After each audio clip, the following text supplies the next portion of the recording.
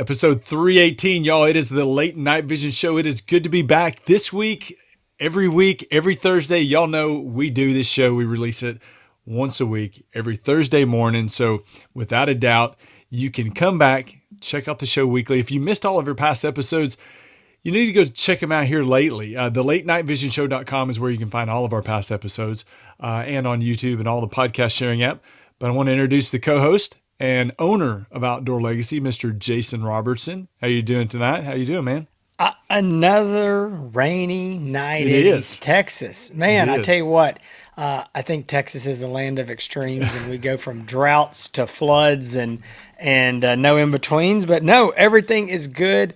Yep. Other than we just keep getting pounded with rain. But in a few weeks we'll probably be crying about Dry. the drought. So Dry. it is what it is. But yeah, you mentioned talking about these different shows, and we've been doing the top shows. So we've had like the top five of a couple different, topic series. I'm not even going to tell you what they are. Y'all can go back and look. And we're going to have another one of those this week. So this spring and summer, we're hitting all the tops. I mean, maybe Hmm. that'll be the bottom five or the bottom three of something later on. Maybe But we right didn't do now, like the top five late night vision show, according to views or something like that. We'll do our there best you of show. go. We'll do a There you compilation go. best of show. Hey, y'all, before this, we started recording this show, and I know directly after this show, Jason and I will be on the phone with customers, and we do this all day, every day. And we do sell all the night vision and thermal optics that we talk about on the show. We do sell. You can find all of that at outdoorlegacygear.com. And when I talked about me and Jason being on the phone, because a lot of people that buy from us call first, and we invite you to do so. We know that deciding on an optic can be confusing. It can be painstaking, a lot of research, and then sometimes you research and then somebody throws out a scope that you never heard of and just completely ruins what you thought you had figured out. So we do invite you to call 877-350-1818.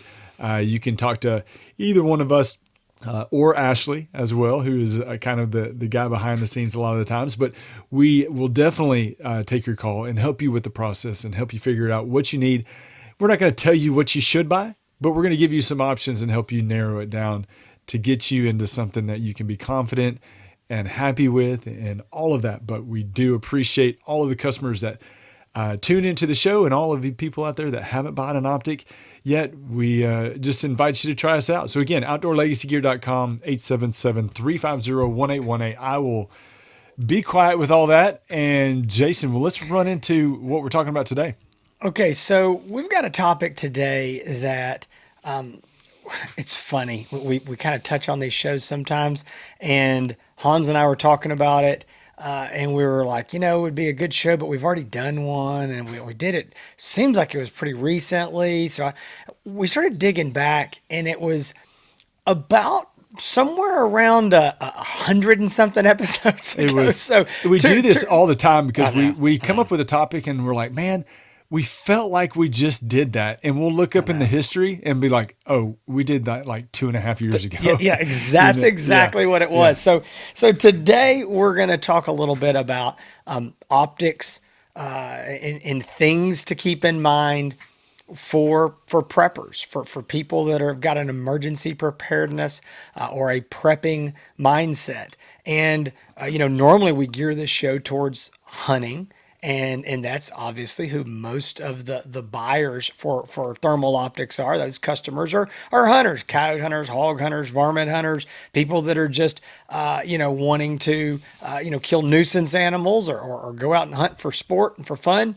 But there's another market, and this kind of goes hand in hand. It's self protection, Mm-hmm. home protection, or also prepper mindset. And there's a lot of Mm-hmm. people that are really thinking that way, especially nowadays with we've got an economy that's kind of on the brink, doing some Yeah. weird things. People don't know exactly what's going on. There's a little bit of concern there. We've got an election year. We know that every time we come to an election year, there's always kind of these concerns of, could it be civil unrest? Could we have things go wrong? I think elections matter every single year. And I know we always think that every presidential election. It's the biggest one ever. And maybe it is. Maybe every single 4 years, it's just getting more and more important. I know it definitely feels that way. We've got that coming up now.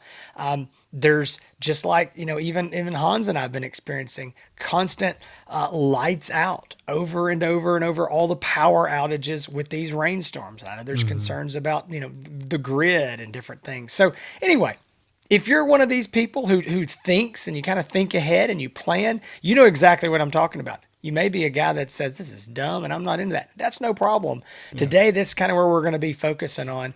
And what we want to do is bring out 3 areas of, Hans, what's the right word for this? We're gonna the key for the show, or what we're talking about, the 3 keys for thermal prepping. And before we get into the 3 keys, I do want to mention something real quick, because it goes back to what you talked about, Jason, with the political times we're in. There's a lot of things going on, whether it be political, social issues, a lot of things that have people concerned, and rightly so.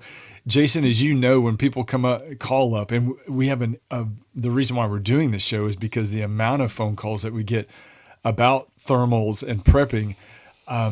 People call up and they're almost embarrassed to admit why they're calling, if it's related to prepping. And I'm gonna tell you what, there is no reason to be embarrassed or think that anybody's going to think that you're crazy for wanting a thermal for prepping. Not here anyway. I mean, I don't know about Outdoor Legacy. We won't. I don't know about somewhere else, but yeah. I cannot think of a more important tool to have if as part of your prepping tool. I call it the prepping toolbox, but I can't imagine a more important tool to have than a thermal optic. So when you call up, don't be ashamed of why you're calling it. It's a very important thing to consider. I tell people, Jason, I know you're the same way. I take a thermal everywhere. When we go on vacation, we go to the beach. If I'm going to town, I mean, usually have a thermal handheld, because you never know what situation you might need to be involved in where you have to be able to see at night. So it's a very important thing. And there's a lot of people out there that are they don't want to seek help because they do feel embarrassed about the reasons why they're buying it. And you're not going to feel any embarrassment by talking to me, one of these 2 guys, because I tell you, we feel the same way that you do about the times that we're in right now. So that's an invitation to call without being, that's right. And I do know there's a stigmatism around it. There's a stigma. People are like, oh, I am embarrassed. And they've been maybe made fun of, or it's been brought up.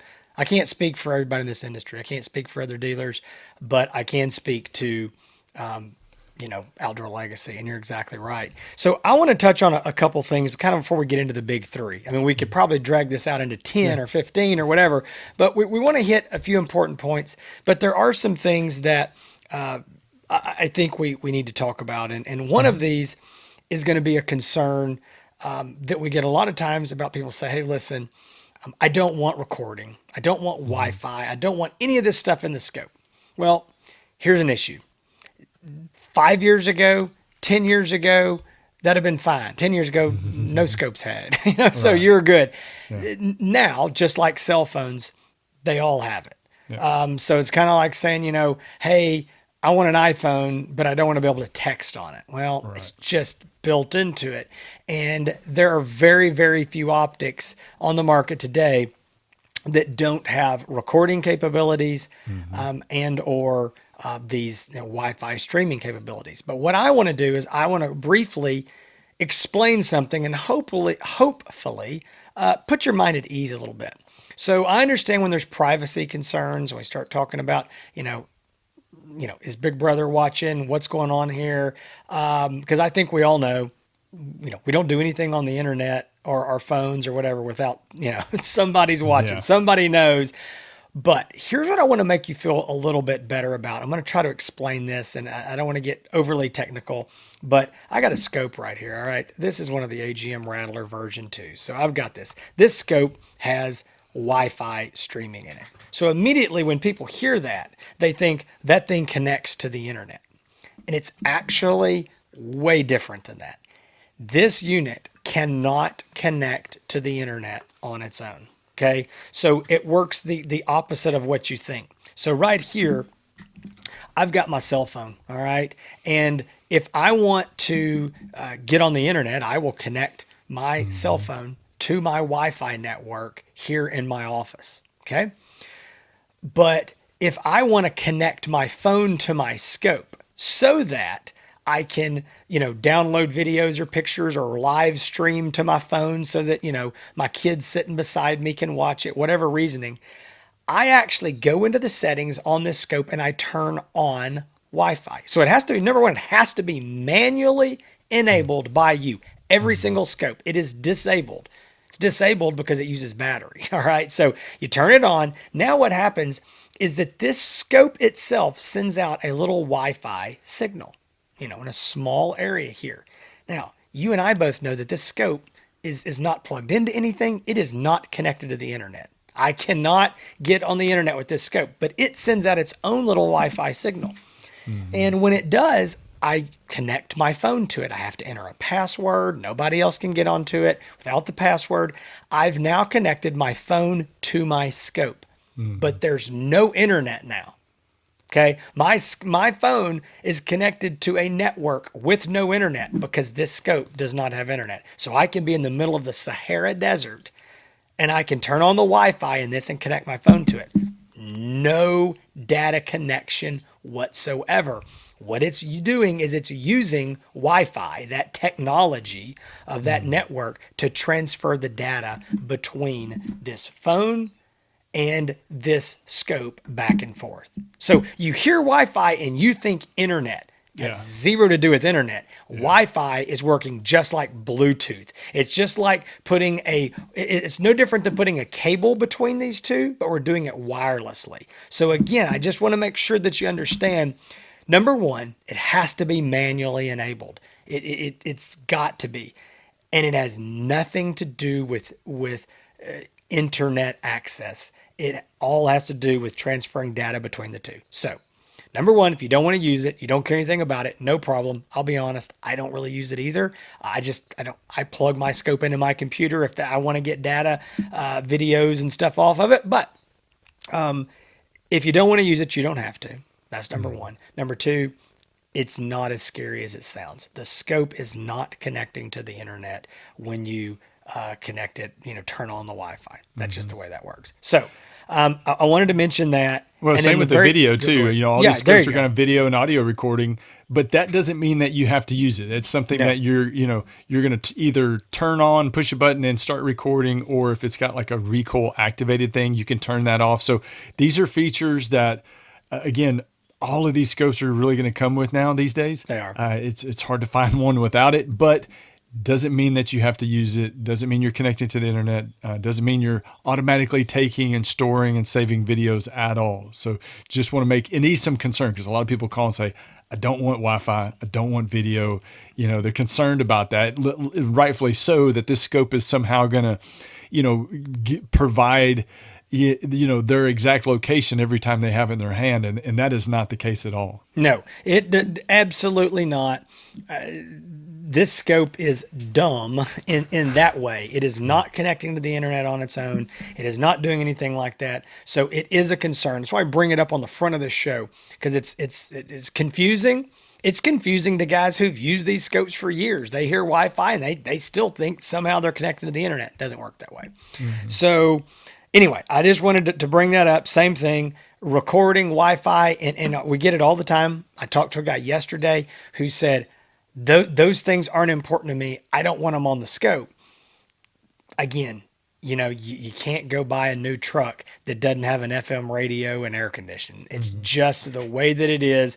They're there, but you do not have to use them. And no different than you can turn the air conditioning in that truck to off, turn the radio to off, and they will never bother you. You can do the exact same thing with recording and Wi-Fi. So I want to bring that up. Now, getting into the three big things to consider when you're ready to get or consider getting a thermal optic. We're going to talk in a minute a little bit about whether you get a handheld or a rifle scope or something that will be dual purpose. But I don't want you to think we're skipping that. We're going to talk about that in a minute. But I want to start with another. This is kind of the order that the people come to us with things. Another thing people tell us on the front end is, hey, I'm concerned about batteries. What about batteries? Especially when you've got a prepping mindset and you're concerned about, grids going down and am I going to have power? Or maybe I just want this for home protection or self-protection, family protection during a hurricane or that kind of event. I'm not even worried about something bigger than that, but my lights may be out. I need to know about the battery options. So there's basically two different main kind of batteries. And one is going to be internal batteries, things that you cannot take out, and removable batteries. So let me give you an example. This right here, this scope is a Pulsar Thermion. Okay. Now, inside this scope, I'm trying not to hit my microphone.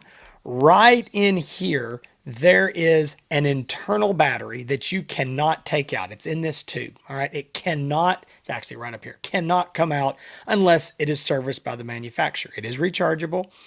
It's got, a 5-year warranty, all those sort of things, but you can't take it out. However, right here, I just took this cap off. This turret cover is what it looks like. There is a removable battery.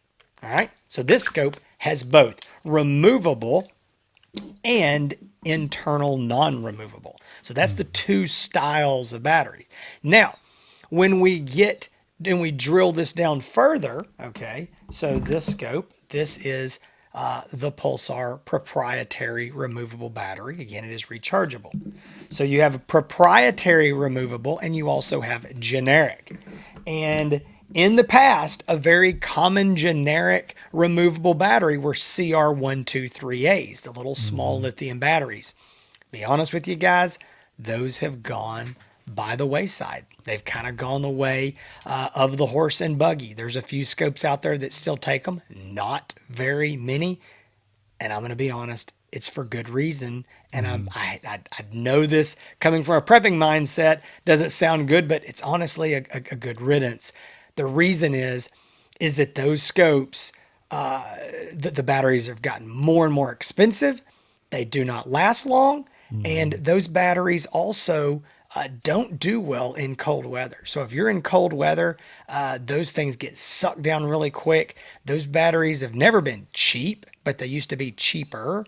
Used to be maybe, $1, $1.25 a piece. Now the quality batteries that are $2 to $2.50 a piece, sometimes $3. So you're talking about it's costing you a lot to run this thing. And and I know you go, well, hey, at least I don't have to go recharge it. But the problem is if you're in a real situation, you may have to carry a backpack full of batteries. So so again, those have kind of gone the wayside. Now, the better option is generic removable batteries like 18650s. Everybody loves 18650s. And that is an option in some scopes. But I will tell you that right now on the market, and I haven't counted to be exact, but I'm probably going to say there's somewhere around 8 or 10 scopes that use nothing but 18650 batteries. And I would say over half of those are going to be in the $5,000 to $10,000 range. Okay. So these are not going to be, your affordable. There are some, okay. There are some more affordable options, but if you say I have to have 18650 batteries, I just want to be clear. You have a very, very, very small, scope list that you can look at. And then if you say, okay, and I also want to be whatever, under $3,500. I mean, we're talking about you may only have 1, 2, 3, 4 scopes that you can look at. So it's just something to consider. Now, when it comes to these, internal batteries, removable batteries, whatever, this was a way bigger concern for me 5, 6, 7 years ago. And that's because battery technology is not where it is today. Battery, removable, rechargeable batteries are, and internal, they're just better than they ever have been. I'm going to give you an example right here. This is the AGM Rattler version 2. Oh gosh, I was fixing to show you. I already took the battery out. I was going to show you. It's a little small battery. It's proprietary. They're about $125. We're getting 9, 10, 11 hours out of those batteries. It comes with 2. Again, rechargeable, removable. That's a lot of battery life. And I get it. Well, I don't know. I'm not going to be able to charge these. I'd look at some sort of a solar option, or charging them off of a USB battery pack or certain things. Every single thermal optic that we sell today, every one has an option for some sort of a external USB. Only back up. I say, yeah, no, it's true. External USB battery. There's one optic I can think of that has a weird connector on the side of it, but it does go to USB. So USB on every single one. And besides maybe that one, I mean, maybe there's some other outlier I can't think of. Everything is using USB-C now. I mean, right here on the side of it, right here. USB-C, plug it in, charge it, or put an external battery pack. Same thing, this scope right here. USB-C. That's how you can charge those batteries, or again, run it on that external power. So I don't want to ramble. All I want to say is think about the batteries. And I just want you to know that if you draw a line in the sand and you say, okay, I have to have a generic removable battery, 18650 or CR1238. Okay, you've greatly reduced your options. Yeah. And then if you say, all right, I'm willing to go to a proprietary battery, but it has to be removable. Okay. But again, you've expanded, but you've still greatly reduced, because there's so many scopes like this that are going to have an internal battery inside of there. And if that battery goes dead, the scope is still usable. The removable batteries still work. The external power still works. So it's a consideration. I definitely understand, why, there's this hesitancy towards those batteries, but I would say call us, talk to us.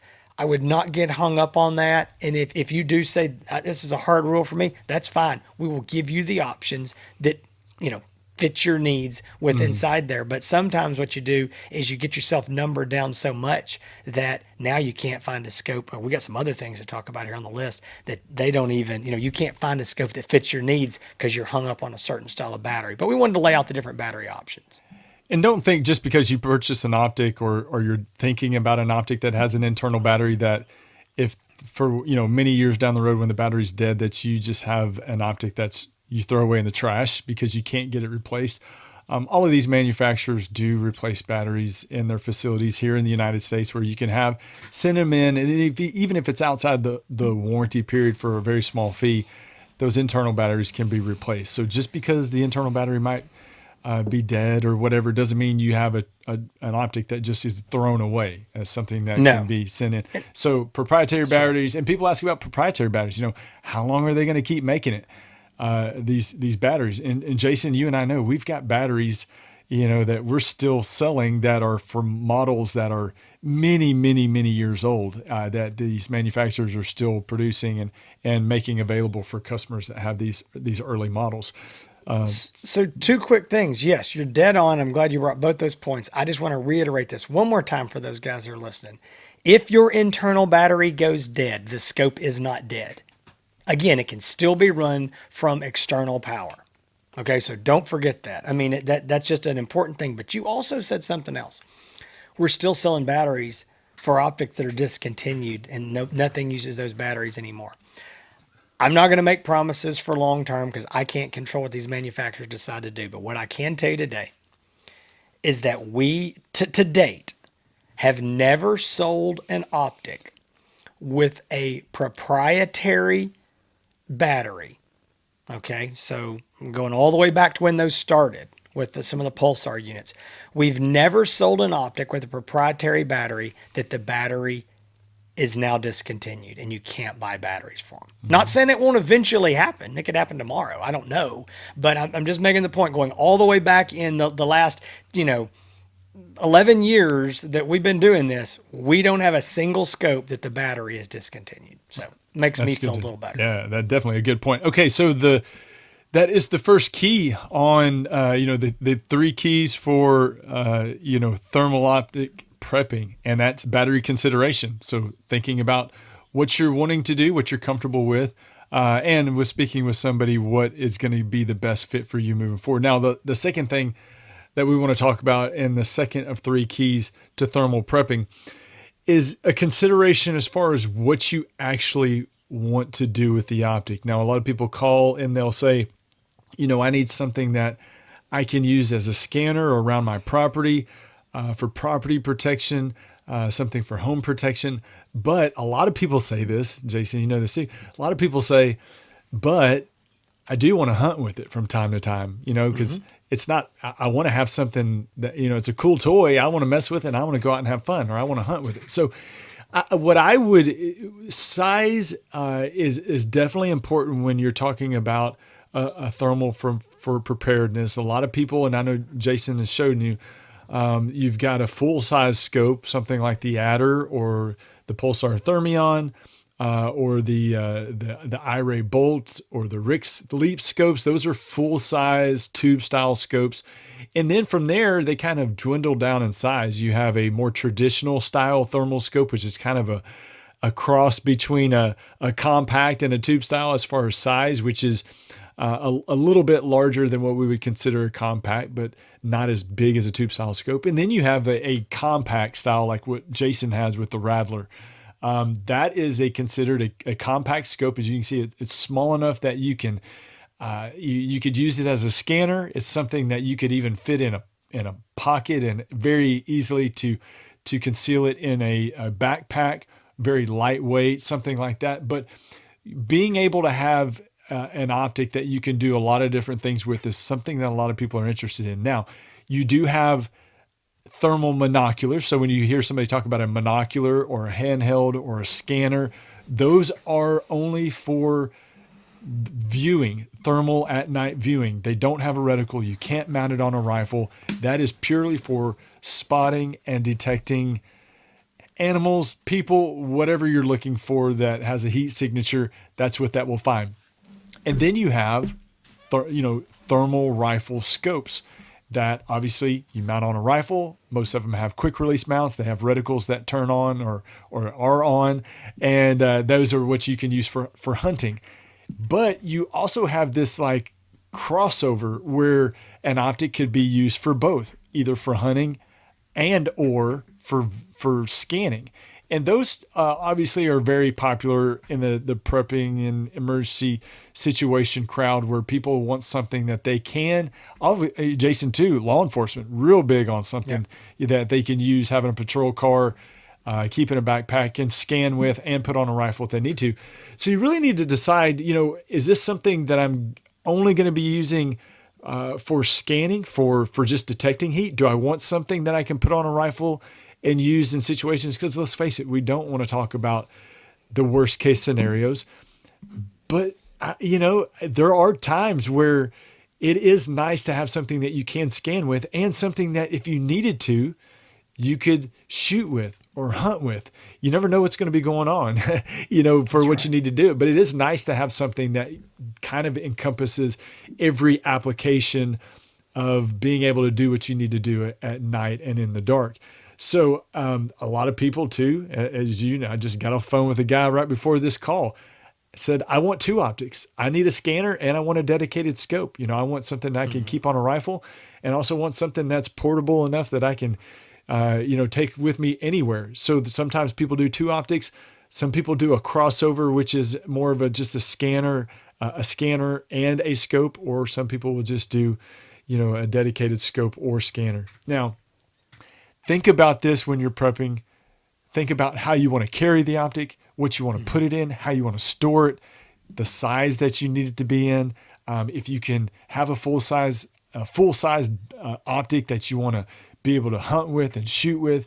If you want to have something small and compact just to scan with, there's a lot of things to think about. But I would say, and I will say that the most popular, and we can get into specific models later on down the road. We can do a whole show about specific models, or like Jason says, you can call us. But the popular models really are the ones that you can do anything with, shoot with, scan with, compact, able to be easily concealed, those type of things. And that's where you really have this, Jason, the people, emergency crowd preparedness, they're really big on, what people call bug out bags. You know what that is, obviously. You used to sell them way back in the day, back in the early days of Outdoor Legacy. So, being able to fit all of your stuff most of your gear, everything in this bag, and be able to take it and go where you need to go. And having something that's compact enough to do so is very important. That's what we hear from a lot of people. So keep that in mind. Consider it, whether you're just wanting one optic, two optics. You need to, if you just want to have something that's a scanner, you don't want to hunt with it, you don't want to put it on a rifle, or if you want something that you can do really anything with. Those are really the important fundamentals. If there's anything that you hear from this show today, keep those ideas in mind as far as how this optic is going to be best used for you in any emergency situation. Jason, what did I miss? You only missed one small thing. Yeah. And this is the reason also that when you call us, we're going to ask you a series of questions. And sometimes people think we're playing 20 questions. They're like, why does this guy ask me these questions? Because we're kind of doing this like a puzzle. Okay.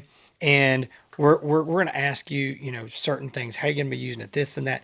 And we're trying to get this in our mind narrowed down, because there are so many scopes on the market, and you can't figure out, because you're like, I don't know where to start. Well, we know where, but we got to number it down. And so that's why we're asking questions. But there's one important thing. And this is where we run into a roadblock with a lot of guys that are preppers. A lot of guys really like the reliability of their bolt guns, the ease of use, less moving parts. Now, I know some guys are AR guys. We're AR guys. We use bolt guns as well. But I mean, generally, I'd say we're big on ARs, but a lot of guys are not, and I understand that. But here's what you need to remember. Generally speaking, and there are exceptions to this rule, because I don't want a guy to hear this and go, oh, no. There's exceptions. But generally, if you're going to use a bolt gun, this is the kind of scope that you need. That's what this is made for. Now, this works great on an AR. I personally, this is my scope. I took this off of my AR. Okay, these 30 millimeter tube scopes, that will truly work across all platforms. It is the most versatile style of scope. It is the least compact. It does not work as a handheld. Look, I mean, look how big it is. And when I try to hold this up, it's awkward. I have to get two hands on it. I mean, does it work? I mean, for a second, this is not the kind of scope you're going to take off and hold in your hand scanning around more than just an absolute emergency for a minute or two. It's not what you're going to do. That's where this kind of scope comes into play. But this kind of scope, generally speaking, is not good for a bolt action rifle. So that's where, for us, this is all a puzzle. If you come in and you say, I want a small compact scope, removable batteries, blah, blah, blah, blah, whatever, and I'm going to put on a bolt gun, we're going to go, whoa, hold on. Because generally, and Hans, you and I both been dealing with a guy. We both spoke to him, yesterday. We were talking about him. I think I was emailing him last night, and he wants small, compact, hold it in his hand, whatever, but it's only going to be on bolt guns. That's what he's going to use it on.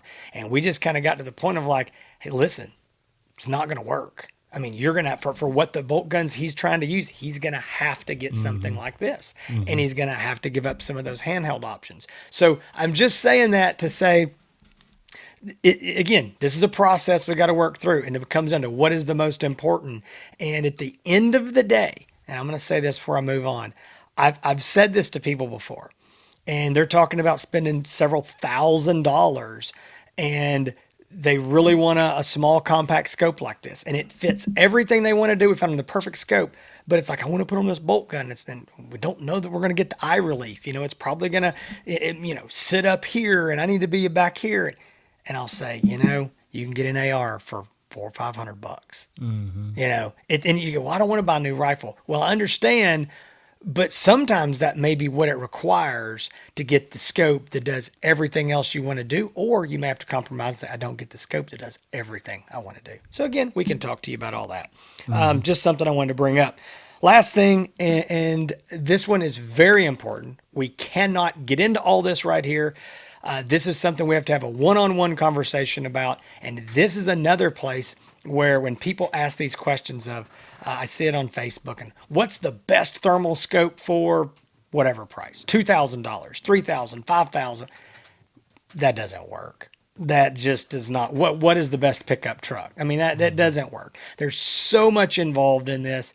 And again, we can help you. We can make this easy, but it's definitely something that we've got to work through this process. So, and guys, I'm sorry, it's thundering. There's a storm moving in. I was looking at the radar a while ago, so my lights have kind of flickered. I don't know if something crazy happens. It's another storm rolling in. But with all that said, a big consideration is going to be magnification. Yeah. That's your base magnification. That is through the lens, how much magnification when you look through it has. And a lot of people aren't familiar, they don't quite understand. So let's move this into daytime optics. So let's say that you've got just a traditional daytime scope that's a 3 to 9 power. It starts at a 3. Okay, it has 3 times optical magnification through the glass. All right, and then you can, zoom it up and you can go up to 9 power. That's just a very common traditional rifle scope. Well, these scopes work in some of the same way. Is they're going to start. This scope starts at a 3 power. Okay, so same thing. You've got magnification here, and it does have zoom. You can zoom it up, but it's digital zoom. So every time you press the button and the magnification goes up, you're going to lose image quality. All right. Now, a little bit of a rabbit trail. There are some scopes. AGM's got one. I got two that have some optical zoom. They're more expensive. They're really cool. It's kind of getting you 2 scopes in one. That's something that we could discuss. But generally, almost every optic otherwise on the market is going to work with this digital zoom. And one thing is the reason this is really, really important is people hear, well, this is a 1.5 power. This is a 2 power. It's a 2.5 power. It's a 3. It's a 4. What's it matter? Just grab one. No, it is very important to get the right magnification for your needs.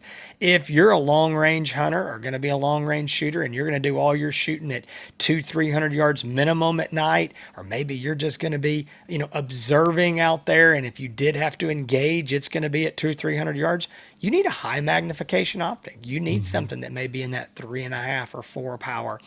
If you're using this for home defense or around the farm or in the house or in the yard or that kind of, you want something with a low magnification and a wide field of view. And maybe you say, well, I may want to hunt with it. I may want to shoot coyotes at 250 yards, but I also want to use it, again, closer range. We may have to find you an in-between. Maybe that's a 2 or a 2.5 or maybe even a 3 power. We got to discuss that. So that's another thing you need to consider. Again, I don't expect you to figure this out on your own. That is where, somebody guiding you with experience with all the optics can help you. But it's something that I really think is important. We won't start talking about scopes until we've got magnification down, because this scope right here is a 1.75 power. So it's a very low magnification. This is a 3 power. They have 2 different intended uses. It would be silly to include those in the same conversation. It's like talking about a 3/4 ton and a 1/2 ton. Which do you need? If you don't need the 3/4 ton, then go with the 1/2 ton. So that's where we would kind of help you. Another thing related to this is laser rangefinders. Hans, why don't you talk to him a little bit?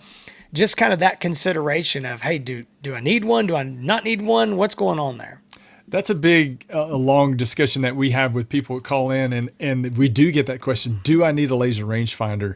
And I would say this: I'll go out on a limb and say this: most people probably don't need a laser rangefinder, but that doesn't mean you shouldn't get one. So a lot of times it's a luxury, not a necessity. But what I would say is, for people that are good candidates for somebody that actually needs a laser rangefinder, is somebody that's hunting or on new properties all the time that they don't really get a chance to look at during the day. Somebody that, if you're hopping around every night, what if you're in hunting situations, but if you're hunting around on different properties all the time and you don't really get a chance to get a good lay of the land, then yeah, you might need a laser rangefinder. Judging distance at night with a thermal is one of the biggest challenges. And it's a challenge that everybody deals with no matter how long you've been doing it. Yeah, the longer you do it, you might get a little bit better. But even when you go to a new property, it's still a challenge for me. If I have never seen the property during the day and I'm going out at night, it can be a real struggle. Also, if you are in areas where there's vast, wide open places without any reference points, like South Dakota, just nothing but rolling hills. You definitely want to keep that in mind as well. You know, if you can see 1,000 yards in all directions, and you know there's not any real reference points, then you might be a good candidate for a laser rangefinder. But again, most people are hunting on property that they're familiar with. Most people, you know, can't see 1,000 yards in all directions without any reference points. So again, now I'll also say this: if you feel more confident with a laser rangefinder, then by all means you should get one. If you feel more confident as a shooter, as a hunter, whatever you're using for, then you might consider a laser rangefinder. But I don't think it's a necessity in every situation. Now we are seeing a lot more optics these days that are coming with laser rangefinders or laser rangefinder add-on applications that you can use or buy this add-on accessory for. So it's getting to be more prevalent, and I do see a time where there's going to be more and more optics with laser rangefinders. So, but that's something also take into consideration. But Jason, I think we've kind of hit all the bases here and hit all of our three key points. So this has been the three keys to thermal prepping, and really we've kind of thrown in some other things in there to consider as well. I want to say one last thing in closing is, as I know we've gone over a lot of information, and it sounds really confusing. And I know you probably think these guys just rambled for 40 minutes about all kinds of stuff I wasn't even thinking about. Now I'm more confused. I mean, if I call them, it's going to be a 3-hour conversation. It's really not. If you'll let us kind of lead you through this, again, asking these questions, hey, how are you going to use this? What are you going to do here? We get some ideas. We can really narrow this down really quickly for you. And that's just because of our experience with every single optic that we sell. We don't just take things, bring them in, put them on the shelf, and sell them to you. We use in the field every single optic that we sell. Everyone here, all of us Hans, Ashley, myself, everybody that's in sales uses these optics. And then we come back and compare notes with each other. So there's a lot of experience here that we have, and we can offer that to you. That's what we do for our customers that choose to buy from us. And so we're glad to help you. I would also say one last thing, and then I'm going to let Hans close this out. But it is, just remember this. This is no different than going to the car lot to buy a new truck. If you say, I have to have this, and I have to have this, and I have to have this, and I have to have that, the more things that you choose a la carte that you put on your must-haves, the narrower your selection gets. And that sometimes that's a good thing because we are trying to narrow, but often the higher the price goes to. Yeah. So I just want to be clear that you can't pick and choose every single thing I want and get it all perfect. And oh, by the way, I want to do that for, this least expensive budget. Sometimes when you start, I want this, I want that, and I want it together, the price starts going up. No different than if you're ordering a brand new pickup. And so it's just something to remember that you want to have that list. That's good. But find out what you're flexible on and what you're not. I mean, kind of think about that. Like, okay, if I have to give something up, maybe I don't need that laser rangefinder. If I can get the scope I want and it saves me, $1,000 to not have to move up, then maybe I won't get it or whatever. So just something to think about when you give us a call. So we did this show, episode 318, for all the preppers out there, and not just to deliver this information to help you decide, but to also let you know that you are welcome. You belong in the night hunting and thermal market, and you belong in there with all the rest of the hunters. Preparedness and prepping with thermal is a big and growing segment of the night vision and thermal market. So welcome, you belong. We hope you tune in for some of the hunting shows as well, and maybe you'll get into that. But this has been episode 318. If you, like I said, if you want to find more episodes, thelatenightvision.show.com. If you want to find more reviews, you can find them on all of our YouTube channels, all of our past reviews. You can find us on the socials at the Late Night Vision Show on Facebook and on Instagram. You can find me. I put out reviews and hunts. I just got done. I did a video on the Bolt TX60. I just released a review of the AGM Clarion 640. So those, it's just me. I'm not as chatty when I'm by myself. So those reviews are a little bit shorter, usually about 10 to 15 minutes. If it pushes more than 15 minutes, then then I'm dead. So go check those out on YouTube at Hans ETX, and you can find me on the socials at Facebook and Instagram, Hans ETX, and also you can find Outdoor Legacy on Facebook, on Instagram, and to check out our optics, outdoorlegacygear.com. Call us directly, 877-350-1818. Jason. I think he was trying to say I talk a lot, which I will. That was a nice way of saying that you're pretty chatty, but pretty chatty. That's okay. My report cards when I was in elementary school reflected that. Talks in class. That's exactly right. Talks too much in class. All right, guys. Hope you enjoyed this show. Hope to see you again here next week, right here on the Late Night Vision Show. Between now and then, y'all stay safe. Thanks for watching.